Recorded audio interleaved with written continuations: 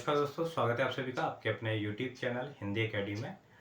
आज की हमारी क्लास बहुत ज़्यादा महत्वपूर्ण होने वाली है।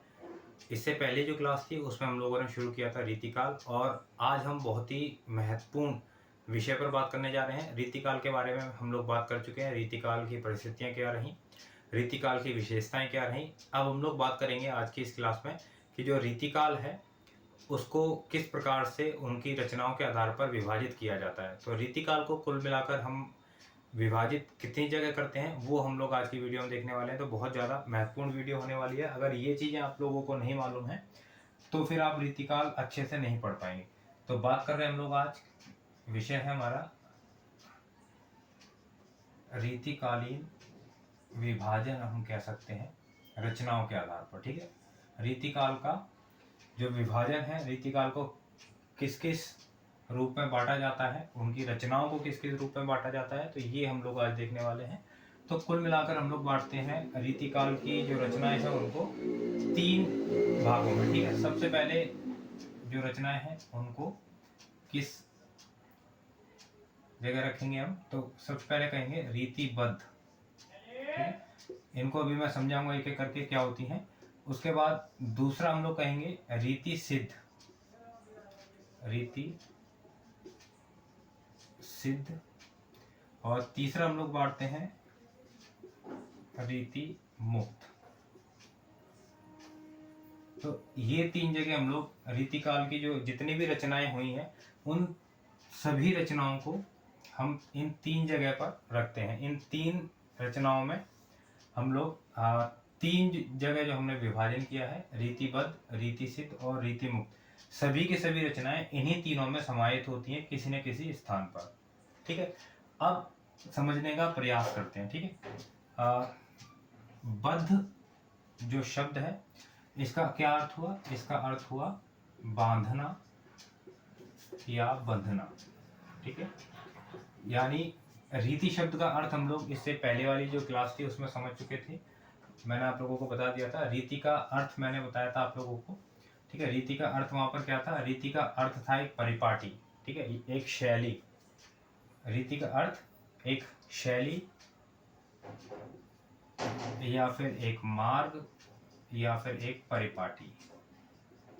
ठीक है, ये होता है रीति का मार्ग, रीति का अर्थ। और किस चीज की थी ये मैंने आपको बताया था कि लक्षण ग्रंथों की जो रचनाएं हुई थी उस वो लक्षण ग्रंथों की रीति। ठीक है, लक्षण ग्रंथों की शैली, लक्षण ग्रंथों की परिपाटी।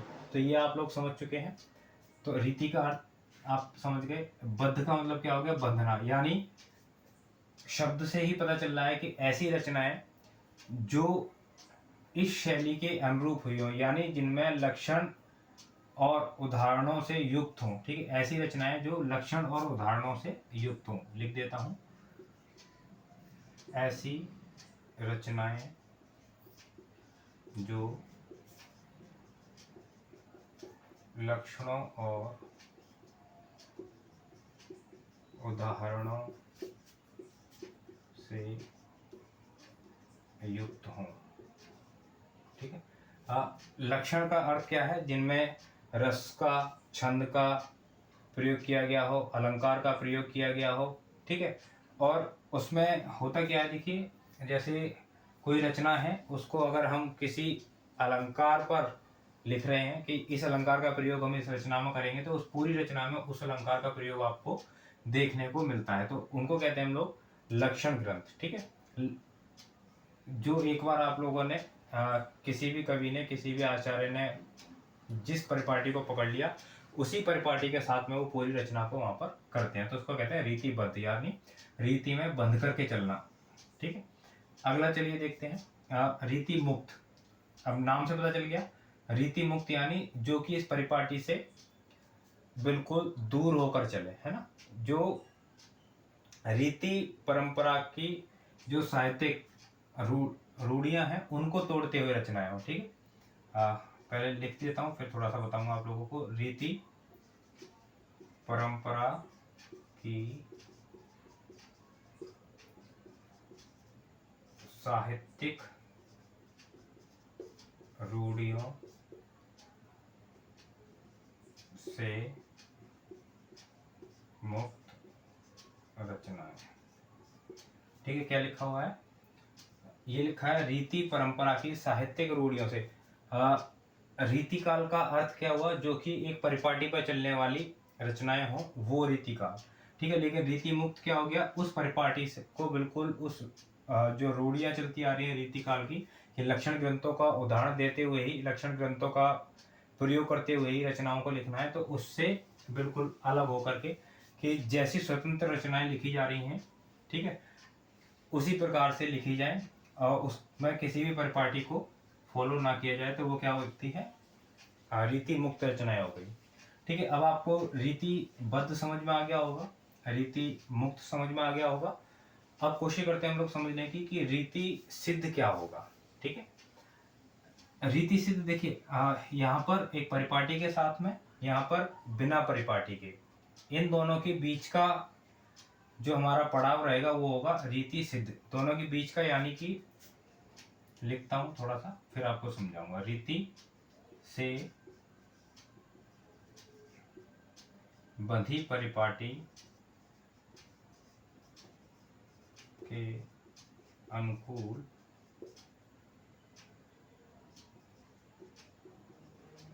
स्वतंत्र काव्य रचनाएं।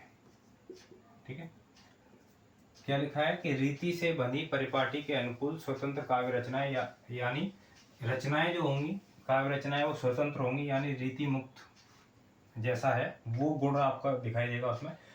स्वतंत्र काव्य रचनाएं होंगी, लेकिन कोई कवि या कोई आचार्य ये सोच करके इन रचनाओं को नहीं लिखता है कि हम इस अलंकार का प्रयोग कर रहे हैं, इस छंद का प्रयोग कर रहे हैं, रस का प्रयोग कर रहे हैं, जबकि स्वतंत्र रचनाएं वो लिखता है। लेकिन स्वतंत्र रचनाएं लिखते हुए भी, स्वतंत्र रचनाओं को लिखते हुए भी क्या होता है, ये जो लक्षण ग्रंथ हैं, इनका स्वतः ही प्रयोग उसमें हो जाए, रसों का प्रयोग, छंदों का प्रयोग अच्छा आप लोगों को उसमें देखने को मिले, तो उसको कहते हैं, वो रचना आएगी आपकी रीति सिद्ध के अंदर। ठीक है, तो ये आप लोगों को समझ में आ गया। एक कवि हैं जो प्रमुख रूप से इसके अंदर आते हैं, रीति सिद्ध के अंदर, नाम है उनका बिहारी लाल। ठीक है, ये रीति सिद्ध के अंदर आते हैं। बाकी रीति बद्ध में कौन से कवि आते हैं, रीति मुक्त में कौन से कवि आते हैं, ये मैं आप लोगों को आगे बता दूंगा जब हम लोग करेंगे। ठीक है,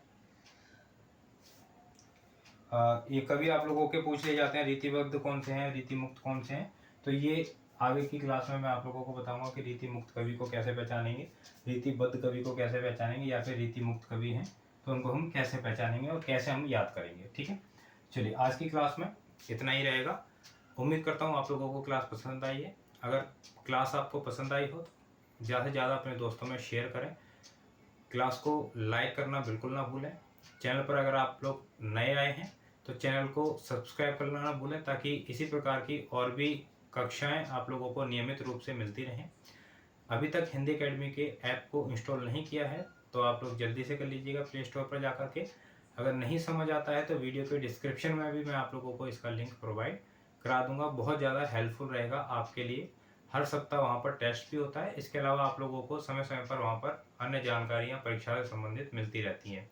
टेलीग्राम को ज्वाइन नहीं किया है तो ज़रूर कर लीजिएगा, वहाँ पर भी आप लोगों को बहुत सारी महत्वपूर्ण चीज़ें मिलती रहती हैं। चलिए फिर हम लोग मिलते हैं अगली क्लास में। बहुत बहुत धन्यवाद आप सभी साथियों का।